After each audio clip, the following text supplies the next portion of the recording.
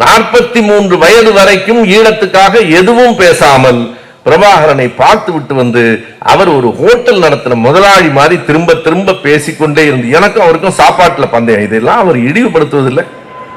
ஒரு போர்க்கிடத்தில் நின்ற மாவீரனை நாங்கள் சொல்லுகிறோம், இனி சொல்லுவோம்.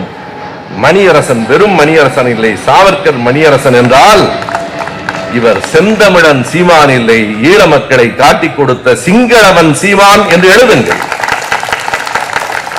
இனி அப்படியே எழுதுங்கள் எல்லோரும். ஈழ மக்களை, விடுதலை புலிகளை காட்டிக் கொடுக்கிற சிங்களவன் சீமான். மன்னித்துக் கொள்ள வேண்டியவர்கள் சிங்களவர்கள் தான், சீமான அல்ல. அவர்கள்ட்ட வேற நல்ல குணம் இருக்கலாம், எனக்கு தெரியாது. இந்த ஆளை கொண்டு வந்து எங்களோட சேர்க்கிறீங்களேன்னு கோவித்துக் கொண்டால் மன்னித்துக் கொள்ளுங்கள். இனி சிங்களவன் சீமான் தான், சாவர்கர் மணியரசன் தான். நம்முடைய அனைத்து சமூக வலைத்தளங்களிலும் இந்த சொல் பரவட்டும். இன்னொரு கேள்வி இருக்கிறது. 26 ஆண்டுகளில் ஈழத்துக்காக நீங்கள் செய்தது என்ன? பொழுது விடிந்தால் தமிழ் தேசியம் என்று பேசிக் கொண்டிருக்கிறீர்களே, நீங்கள் சொல்லுகிற தமிழ் தேசியம் இறையாண்மை கொண்ட தமிழ் தேசம் என்றால் தனித்தமிழ் நாடா? பெரியார் கோளேன்னு சொல்றிய 94 வயசுல தனித்தமிழ்நாடு என் நோக்கம் என்று நீ என்ன வேணாலும் பண்ணிக்கிறான் எழுதுன மாவீரண்டா எங்க ஐயா. நீங்க ஏன் தனித்தமிழ்நாடு கேட்கல? நாங்க எங்க கொள்கையா சொல்லவே இல்லையே. தன்னுரிமையா தனிநாடா, தன்னுரிமையா மாநில சுயாட்சியா, இந்த மூணுக்கும் வித்தியாசம் தெரியுமா? ஏன்னா இதெல்லாம் கேட்கறது ஒன்னும் குறைச்சு மதிப்பிட்டு கேட்கல. பாவம் தெரியாத ஆளை வச்சு நம்ம கேள்வி கூடாது, வேற வழி இல்லாம கேட்கிறேன். இல்ல நீங்க சாவர்கத்தையாவது கேட்டுவாங்க. தனிநாடா சொல்லுங்களேன். ஒரு படத்துல சொல்லுவான்ல, நீ தான் தைரியமானவனாச்சே சொல்லு, பரம்பரைக்கே உனக்கு பயம் கிடையாதுல, சொல்லு தனிநாடு கேட்கிறேன்னு சொல்லு. சொல்லு. வருண் காத்துக்கிட்டு இருக்காரு, ஐபிஎஸ், அவர் ரொம்ப நாள் காத்துக்கிட்டு இருக்காரு. சொல்லு தனிநாடு தான் கேட்கிறேன்னு சொல்லு, உங்க சாவர்கரையும் சொல்ல சொல்லு. எனவே சிங்களவன் சீமானுக்கு நான் வைக்கிற கேள்விகள் 2 தான்.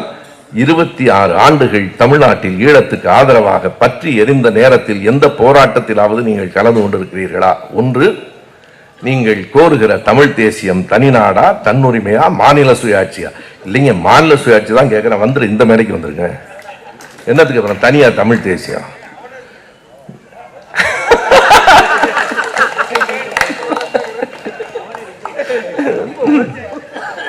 உமாவதி கோவப்பட்டாரு. என்னங்க இவ்வளவு கஷ்டப்பட்டு மேடை போட்டா நீங்க அந்த எல்லாம் கூப்பிடுறீங்க. நல்லது. இரண்டாவது, அந்த மேடையில் நீ கலைஞரை தாக்கிக் கொள்வதை பற்றி எங்களுக்கு கவலையே இல்லை. ஏனென்றால் நீங்கள் தாக்கியா எங்கள் ஐயாவும் அண்ணாவும் கலைஞரும் தாழ்ந்து விட போகிறார்கள் இந்த மண்ணில். எத்தனை எதிர்ப்புகளை பார்த்தவர்கள் அவர்கள். 2 செய்தியை நான் சொல்றேன். அண்ணா பேசினது இன்னும் ஒரு 5 நிமிடம் எனக்கு இந்த நினைவு வருகிறது. அண்ணா எழுதுறார். எப்ப எழுதுறார்னா 1967 முதலமைச்சர் ஆயிட்டார். செப்டம்பர் 17 ஐயா பெரியாரோடு 2 பேரும் ஒரே இடத்தில் திருச்சியில் அழைத்து வரப்படுகிறார்கள். இப்ப அண்ணா சொல்றார், இப்போதுதான் இப்படி தோரண வாயில்கள் வளைவுகள் எல்லாம் எங்களை வரவேற்கின்றன. இதே திருச்சியில் கிழிந்து போன பீந்து போன செருப்புகளை வைத்து வளையமாக வைத்திருந்த காலத்திலும் நாங்கள் வந்தவர்கள் தான். எங்களுக்கு 2 ஒன்றன. திருப்பூர்ல இங்க ஈவே ராமசாமி கழுதை இன்று பேசுகிறதுன்னு எழுதி வச்சிருந்தான். அதை அழிச்ச போது ஐயா அழிக்க வேண்டாம், அவன் தான் வேலை இல்லாம எழுதுறான்னா அதை போய் நமக்கு வேலை இருக்கு. ஐயா கழுதைன்னு எழுதியிருக்கான். என்னை கடவுள் என்று சொன்னால் நான் மகிழப் போவதும் இல்லை, கழுதை என்று சொன்னால் வருத்தப்பட போவதும் இல்லை. என் வேலை எதுவோ அதை நான் செய்வேன். அடுத்ததாக அண்ணா சொல்லுகிறார், ஈரோட்டுக்கு பக்கத்துல சங்கூர் என்று ஒரு ஊர். அந்த நிகழ்ச்சி எனக்கு படித்த போது புதிதாக இருந்தது. அந்த சங்கூர்ல ஐயாவும் அண்ணாவும் பேசுகிறார்கள். மிக வித்தியாசமான ஒரு எதிர்ப்பு. கோணி மூட்டைகள்ல சாம்பலை எடுத்துக்கிட்டு வந்திருக்கிறான். இங்க நம்ம புரூட்டஸ் நல்லா சொன்னாரு, அந்த சின்ன பையனை எல்லாம் அது நாம் தமிழர் கட்சி தொண்டர்கள்னு கல்லு வச்சிருக்கானான்னு பாக்குறது.